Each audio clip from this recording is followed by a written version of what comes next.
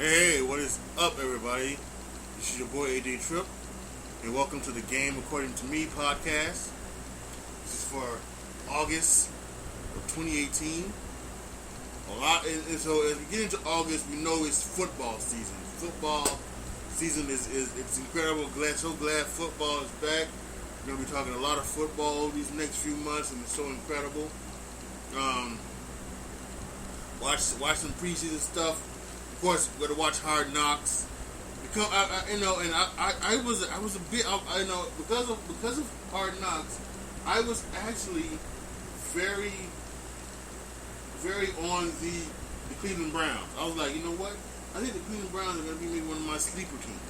I think they're gonna be one of my sleeper teams. But then I watched that all important third preseason game against the Philadelphia Eagles, and offensively, they couldn't do anything. Defensively, they were pretty good. Offensively, they couldn't do jack. And the final score was 5-0. So it was a baseball score. So, yeah, I wasn't really on the team anymore after that.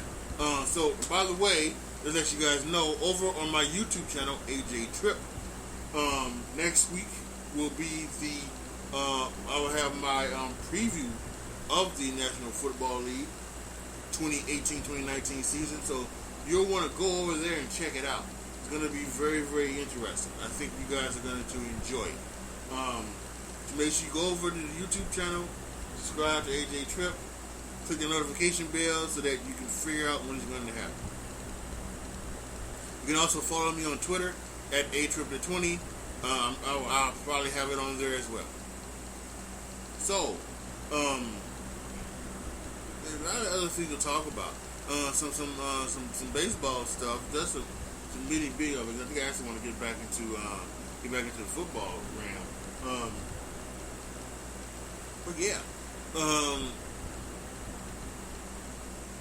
some major things happening earlier this month with Ronald Acuna of the Atlanta Braves being, he hit like home runs in like 6 consecutive days, and then the pitcher for the Marlins, Urena, he threw at him and hit him, and then they came back a week later and they threw at him again.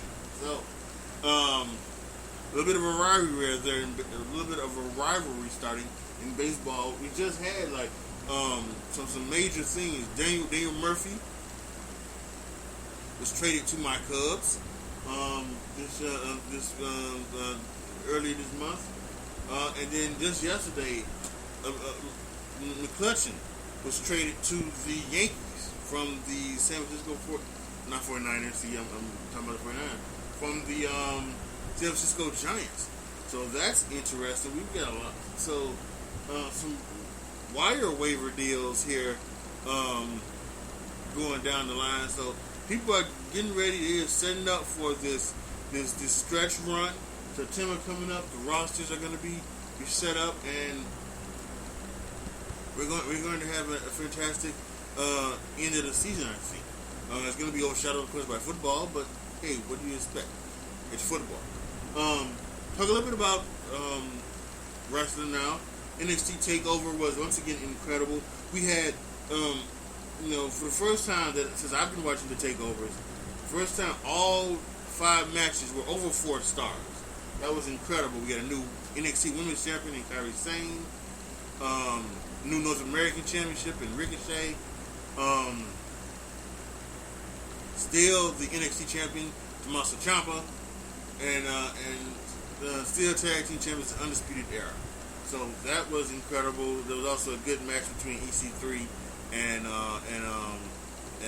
Velveteen Dream. Velveteen Dream had called me up, Vince, on his tights. I think he had a little bit of heat backstage for that. Yeah. And I said in my NXT TakeOver Rapid Reaction, once again over on my YouTube channel AJ Trip, he needs to be there. He's 21 years old. He can be there another 2 or 3 years in NXT. He really should be. Just make sure that when he comes up, he starts off running. So that's what I want. I don't need him up right now. So he just needs to be continuing to be in NXT. Hopefully hold that NXT championship and have a major run with that. SummerSlam can't compare to NXT Takeover, but it was okay. I was really disappointed with Daniel Bryan and The Miz. I thought that would be like a classic, and it wasn't. Finally, the Universal Championship is in Roman Reigns' hands, so that's good. He's not in Brock Lesnar every night, or every Monday Night Raw. We got a Universal Champion, so I think that's good. And there are many others that are around there. So we get the Becky Lynch heel turn that I think some of us have been waiting for. Although now they're talking about maybe not doing the heel turn, which is, to me would be stupidity at its finest. This Becky Lynch needs to be a heel. It really does. I think it's gonna be so good for her. I really do. So hopefully they don't go around the way of doing that, and they actually make it so that she is a full-fledged heel, and Charlotte Flair is a full-fledged babyface. No tweener stuff, no switching around where Flair becomes the heel and Becky Lynch is a babyface. No, I don't want that. I want full heel Becky Lynch. Give me my full heel Becky Lynch. Is what I want. And yes, and Ronda Rousey, of course, she won the Raw Women's Championship, so now she's the Raw Women's Champion, and so we have to see where that goes. It's going to be interesting what happens at Hell in a Cell. They've already made 2 Hell in a Cell matches. Braun Strowman cashing in his Money in the Bank for Hell in a Cell, and then we've got Randy Orton versus Jeff Hardy. So we'll see what all that leads to. Really quick, let's also talk about tomorrow, the All In special here in Chicago for all you wrestling fans out there, held by Cody Rhodes and the Young Bucks. It's going to be something I think is going to be incredible. So good luck on them, and I hope things work out for them from tomorrow. So now, but about back to football. Yes, back to football. This is going to be, I think, just a fantastic season. Once again, to remind you guys, on AJ Trip next week will be my review. So my preview and my predictions. So you're not going to want to miss that. And actually, I have my college preview and predictions up on my YouTube channel as well. That I posted that yesterday, really quick, just in case you guys can't get to it. I have selected as my final 4. I have selected Notre Dame with a record of 11-1. I have selected as the number 4 seed. The number 3 seed, the Washington Huskies at 13-0. I have selected the number 2 seed, the Wisconsin Badgers at 13-0, and I have selected the number 1 seed, Alabama at 13-0. Alabama, the 1 seed, will beat Notre Dame, the 4 seed, in a close game. Wisconsin will lose to Washington in the second game. And Alabama and Washington will play for the national championship, and we will see Alabama crown back-to-back national championships once again. And it's gonna hurt some people out there, and then some people are gonna be very, very excited. So that's just my view. Let me know what all you guys think. Make sure you go over to the video, check it out, and give me your thoughts and opinions on that. This week in college football is going to be some good news. We got Michigan and Notre Dame. That's going to be exciting. Can Notre Dame quarterback situation be solved? Can Brandon Wimbush play from the pocket? Can he be more explosive in the passing game? And if he can't, can Ian Book do it? So I think that's going to be the season on how we break down Notre Dame this year. And in Michigan, we talk about Michigan. Do they finally have their quarterback in Shea Patterson, transfer from Ole Miss? Can Shea Patterson be the guy that leads Michigan of the doldrums and into the echoes? As the song says. So it's going to be fascinating. I am hoping that, as a Notre Dame fan, I'm hoping that if they do lose, if it's that one loss, that it's a very, very close loss, and that and then Notre Dame can stop off for a run and go all the way to the playoff like I predicted. Washington and Auburn is going to be a fantastic game. Washington, I think, is the number 6 seed. Auburn's the number 9 seed, or vice versa, whatever. I believe they're both in the top 10. That's going to be fantastic. And if Washington is going to make the final, I predicted Washington making the college football playoff at 13-0. But this is a game that they can lose. Not only is it out of conference, the big thing, but I also think that it's the first game of the season. So if you're gonna lose a game, I think you have to lose a game within the first 3 weeks of the season. I think that's where you lose. These are the first 3 weeks of the season. Unless you're someone like Alabama, who we saw last year, who lost at the end of the year and still made the playoff, or someone who I could be predicting,